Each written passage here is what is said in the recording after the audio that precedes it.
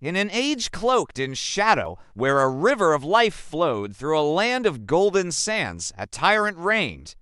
From his throne of polished stone, Pharaoh's voice echoed across Egypt, a decree of fear and control.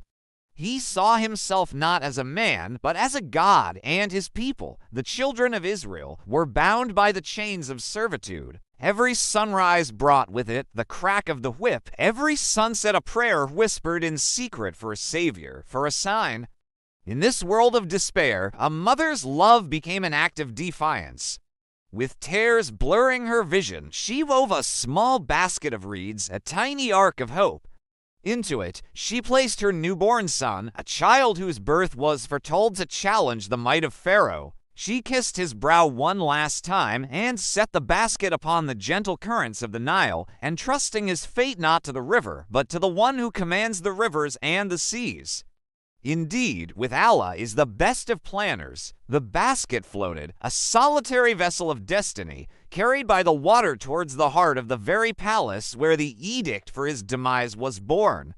It was in the opulent gardens of Pharaoh that the basket was found, not by a soldier, but by the queen, Asia. Her heart, untouched by the cruelty of the court, was moved by the sight of the innocent child. She saw not a threat, but a gift. She persuaded the mighty Pharaoh to adopt the boy, unknowingly bringing the future liberator of her people into the very lap of their oppressor. In the gilded halls of power, the child grew, his identity a secret kept by divine will. He was raised as a prince of Egypt, yet his heart beat in unison with the enslaved. He walked among the grand temples and witnessed the injustice etched into the faces of the workers. He saw their suffering and felt a fire ignite within him, a calling he could not yet understand. One fateful day, witnessing a brutal act of cruelty, he intervened. In a moment of righteous anger, a single blow was struck and an oppressor fell. Fear and uncertainty gripped him. Fleeing the city, he journeyed into the vast, silent desert, a prince turned fugitive, leaving behind a life of privilege for the solitude of exile. Years passed under the vast desert sky. The prince became a shepherd, his hands calloused, his spirit humbled. He learned the language of the stars and the patience of the earth. It was here, in the stillness of the wilderness, at the foot of a sacred mountain, that his true purpose was revealed. A bush, engulfed in flames but not consumed, flickered before him. A voice, not of this world, called out, commanding and serene. It was a divine summons, a charge to return to the land of his birth, to face the tyrant, and to declare a message of truth. Let my people go. With a simple wooden staff in hand and a heart fortified by faith, he returned to Egypt. The shepherd stood before the king. He was no longer the prince who had fled, but a messenger of the Almighty. He spoke not with the arrogance of royalty, but with the conviction of divine truth. He presented signs, his staff transforming, his hand glowing with radiant light wonders that confounded Pharaoh's most powerful magicians. Yet, Pharaoh's heart was hardened by pride. He scoffed, mocked, and tightened his grip on the people, his tyranny growing with each miracle he witnessed.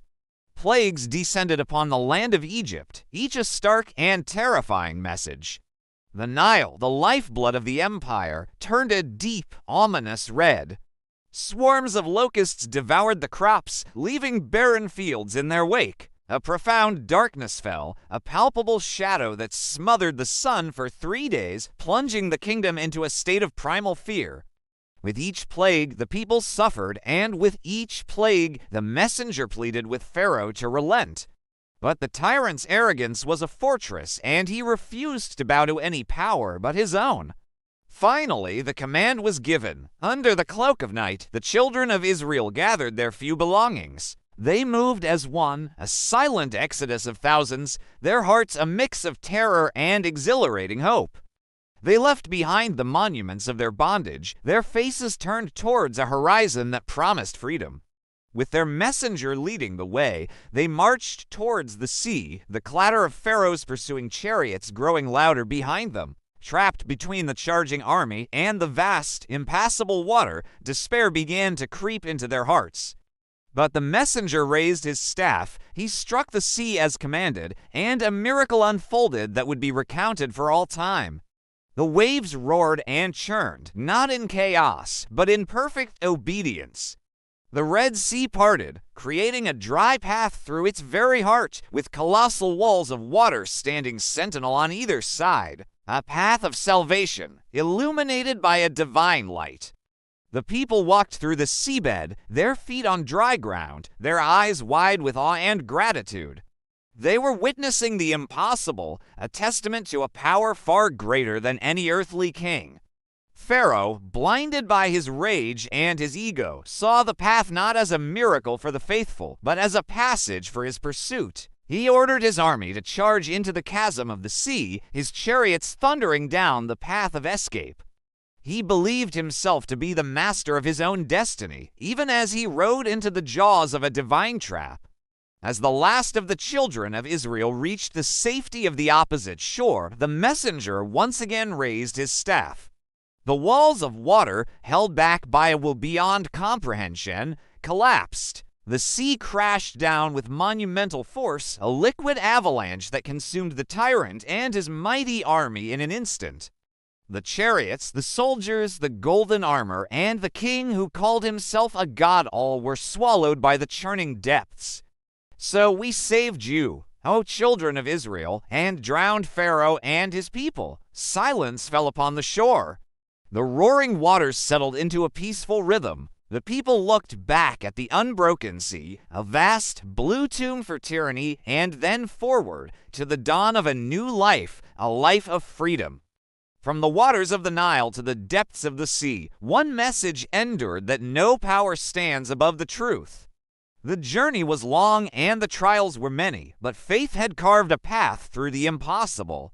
A story of a basket and a crown, of a shepherd and a king, of bondage and liberation. A timeless reminder that even in the deepest darkness, a light of hope can emerge, and that true sovereignty belongs only to the divine. Thank you for joining us on this incredible journey. If this story moved you, please like, share, and subscribe for more tales of faith and history. Until next time, may you walk in light.